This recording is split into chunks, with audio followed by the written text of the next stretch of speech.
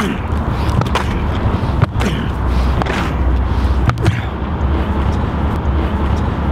philosophers, welcome back to Wing Chun Wednesday. I am here again, the intrepid Spencer, and this week we're going to be talking to you about consistency and why that is extremely important for your martial arts, or really any training for that matter. So stay tuned.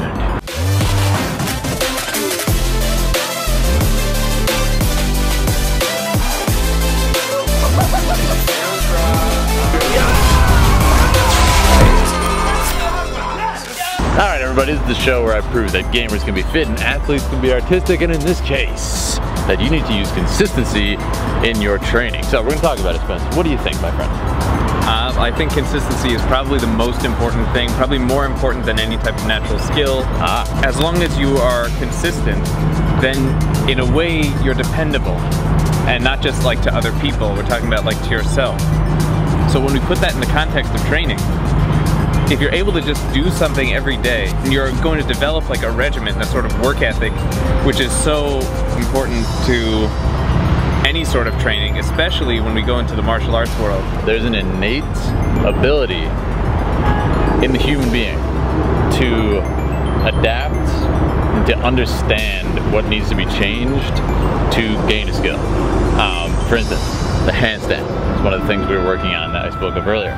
Me and Spencer literally one night just started throwing out handstands for fun.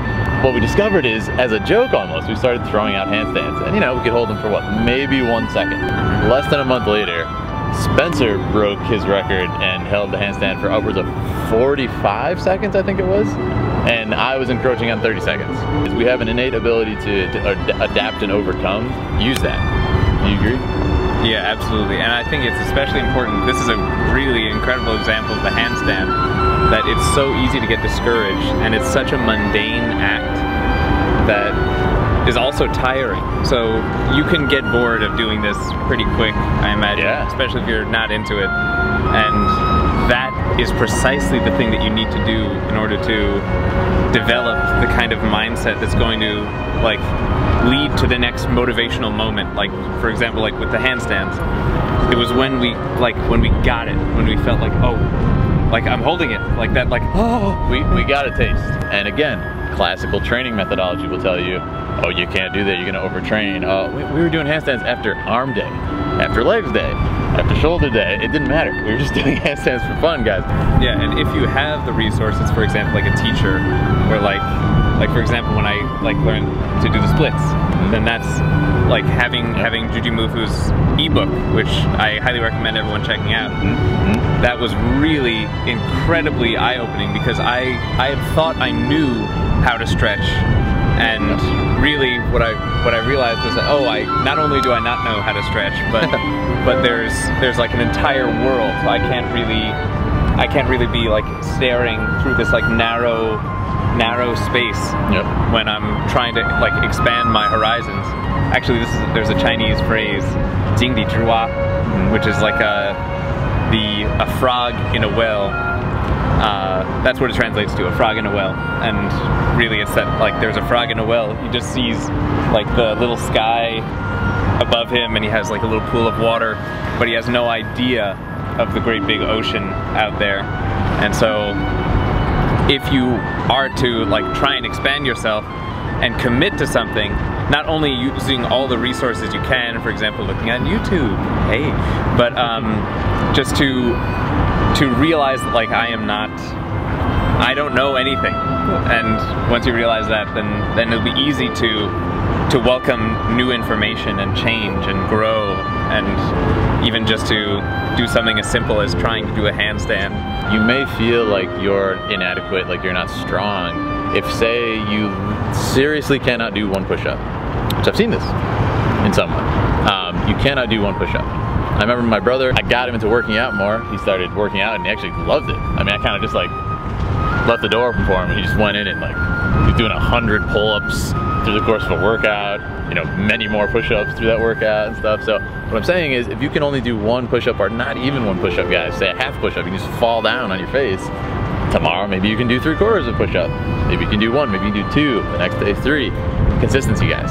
Don't worry about overtraining. Your body is more well suited to adapt to a survival scenario and to drill a repetitive movement into your body, you'd be surprised how fast your body can adapt. It's about the philosophy of consistency. This goes far beyond working out. Do you want to touch on that?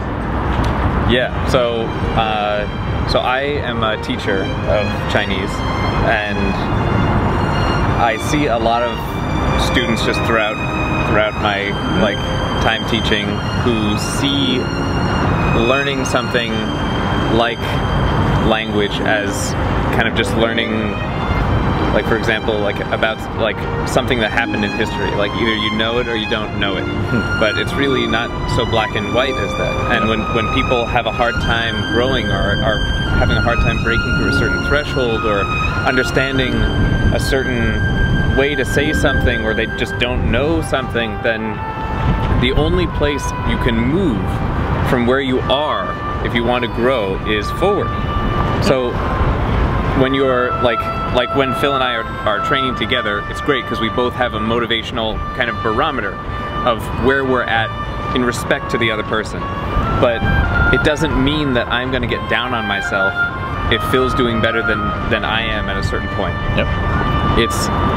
That is motivational, but it's not going to be so black and white and tunnel visioned as this means I'm a failure. It's not like that. When you're trying to grow, then consistency is exactly how you're going to grow. It's little by little. You have to eat everything one mouthful at a time. You can't eat the whole cake at once. Entirely true. Entirely true. And I'm glad Spence mentioned that too. This isn't just working out. It's a philosophy you take with you in life. Even briefly just touching on relationships, home life. You know, you have to be there for someone. This goes for friendships, relationships, whatever it is. You have to be there for someone all the time. So please, take that to heart, think about it, and apply it to whatever you will. I think it's important for training, but it's just such a nice idea to kind of think of every day. If you want to grow even something like your YouTube channel, you got to be consistent. Hope you enjoyed our talk. Thank you so much, Spence, as always. Pleasure. Put it in the comments if you have something that you think is really important for consistency. Make sure to subscribe if you're new to the channel. We're all about positivity and growth, as you can see. We also talk about the deeper meaning behind video games. We do drawing tutorials, pretty much just that culture of learning and growth. So thank you guys. Take care.